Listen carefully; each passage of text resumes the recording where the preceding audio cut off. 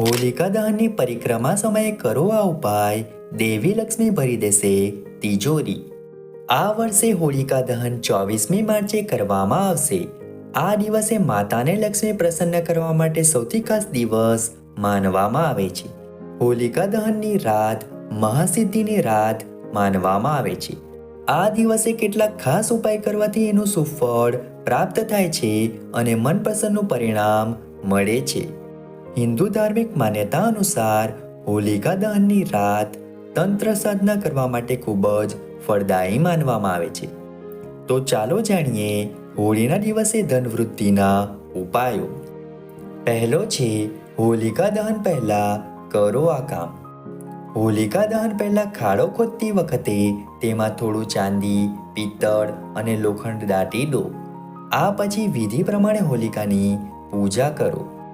જ્યારે હોલિકાની ભસ્મ ઠંડી થઈ જાય ત્યારે આ ધાતુને બહાર કાઢીને તમારા માટે એક વીંટી બનાવો અને શુક્રવારે તેને તમારી વચ્ચેની આંગળીમાં પહેરો.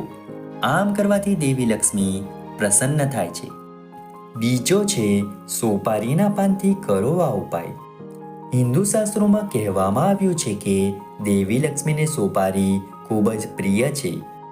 હોલિકા દહનના દિવસે 7 પાન લઈને હોલિકાની પ્રદક્ષિણા કરો અને 7 વાર પ્રદક્ષિણા કરતી વખતે હોલિકાને 7 પાન ચડાવો. આનાથી દેવી લક્ષ્મી પ્રસન્ન થાય છે અને સુખ સમૃદ્ધિનો આશીર્વાદ આપે છે. ત્રીજો છે નાળિયેરનો ઉપાય.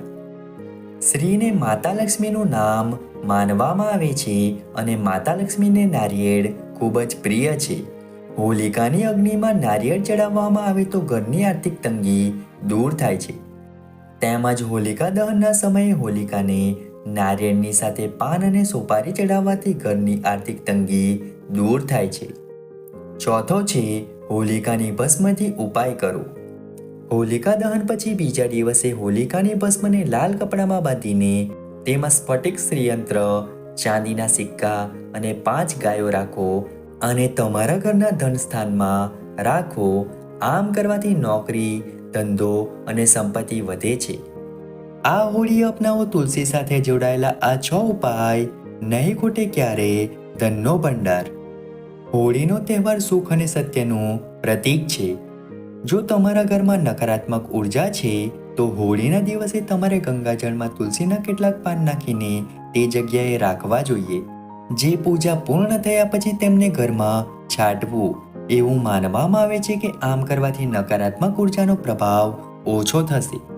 હોળીના દિવસે ધન અને સમૃદ્ધિ વધારવા માટે હવન અને પૂજા કર્યા પછી તુલસીના 3 પાન લો અને તેને લાલ કપડામાં લપેટીને બાંધો. આ પછી તેને તમારી તિજોરીમાં રાખો. તેનાથી તમારી સંપત્તિ વધે છે અને જીવનમાં પૈસા સંબંધિત સમસ્યાઓ દૂર થાય છે. તમને સંપત્તિમાં વૃદ્ધિ જેવા લાભ પણ મળશે. હોળીના દિવસે ઘરમાં તુલસીનો છોડ અવશ્ય લગાવો. એવું માનવામાં આવે છે કે જે ઘરમાં તુલસી છે ત્યાં નારાયણ પોતે રહે છે. આવી સ્થિતિમાં હોળીના દિવસે ઘરના આંગણામાં તુલસીનો છોડ લગાવો અને દરરોજ તેની પૂજા કરો. આ તમને તમારા પરિવારમાં સારા નસીબ અને સુખ સમૃદ્ધિ લાવશે. નકારાત્મક ઉર્જાનો પણ નાશ થશે. પવિત્ર હોળીના શુભ અવસર પર દેવી લક્ષ્મીની પૂજા કરો અને તેમને તુલસીની મંજરી અર્પણ કરો. આમ કરવાથી દેવી લક્ષ્મી પ્રસન્ન થશે અને તમારા જીવનમાં આર્થિક નુકસાનથી તમારું રક્ષણ કરશે. આ ઉપાય કરવાથી જીવનની આર્થિક સમસ્યાઓ દૂર થઈ જશે. તમને દેવી લક્ષ્મીની કૃપા પ્રાપ્ત થશે. હોળીના દિવસે શ્રી કૃષ્ણના લાડુ ગોપાળ સ્વરૂપનો તુલસી દળથી અભિષેક કરો. અભિષેકમાંથી મેળવેલા પાણીના થોડા ટીપા પ્રસાદ તરીકે લો. આ ઉપાયને અનુસરવાથી વ્યક્તિને રોગો અને દોષોમાંથી મુક્તિ મળે છે. હોળી પર કર્મકાંડ, પૂજા વગેરે દરમિયાન ભગવાન વિષ્ણુ અને શ્રી કૃષ્ણને અર્પણ કરતી વખતે તેના પર તુલસીની દાળ અવશ્ય રાખવી. એવું માનવામાં આવે છે કે ભગવાન વિષ્ણુ અને ભગવાન કૃષ્ણ તુલસીના પાંદડા વિના પ્રસાદ સ્વીકારતા નથી. તેથી તેમને પ્રસન્ન કરવા માટે તુલસીના પાન ઉમેરીને જ ચડાવો. જ્યોતિષશાસ્ત્ર અનુસાર આ એક ઉપાય કરવાથી તમારા સમગ્ર પરિવારમાંથી અકાળ મૃત્યુનો ભય દૂર થઈ જાય છે.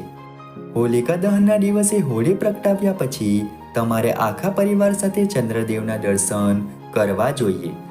તમને જણાવી દઈએ કે ચંદ્ર ભગવાન તેમના પિતા બુદ્ધની રાશિમાં રહે છે અને સૂર્ય તેમના ગુરુ બૃહસ્પતિની રાશિમાં રહે છે. જ્યોતિષીઓ અનુસાર હોલિકા દહનની રાત્રે સમગ્ર પરિવાર સાથે ચંદ્ર ભગવાનના દર્શન કરવાથી અકાળ મૃત્યુનો ભય દૂર થાય છે. તેમજ હોલિકા દહનના દિવસે ઘઉં અને ગોળની બનેલી રોટલી આખા પરિવારે સાથે ખાવી જોઈએ. આમ કરવાથી અકાળ મૃત્યુના ભયથી પણ બચી શકાય છે.